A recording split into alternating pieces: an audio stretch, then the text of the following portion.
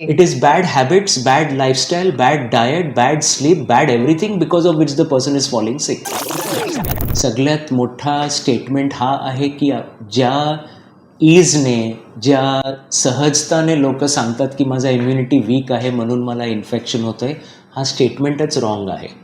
कारण कधी कधी आपला इम्युन सिस्टम अगदी चांगला असतो, बट आपले हॅबिट्स वाईट असतात. तो खूप सारा सिगरेट पितो, दारू पितो, रात्री टायमावर झोपत नाही, उलटे सीधे पदार्थ खातो, खूप जास्त प्रोसेस्ड फूड्स खातो. हे सगळ्याने त्याचा डायजेस्टिव्ह सिस्टम, जिथे आपला इम्युन सिस्टम ट्रेन होतो, आपल्या पोटात आपला इम्युन सिस्टम ट्रेन होतो प्रायमरीली. कारण तुम्ही ऐकलं असेल 70% आपला इम्युनिटी आपला गटमध्ये आहे. बरोबर. तर weak immune system is a error in my opinion to use that word, unless त्या पर्सनला इम्युन डेफिशियन्सी आहे.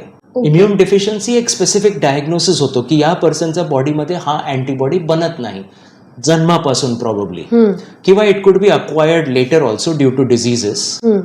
त्याला आपण वीक इम्युनिटी म्हणतो. नाहीतर weak immunity is a myth in my opinion. It is bad habits, bad lifestyle, bad diet, bad sleep, bad everything because of which the person is falling six.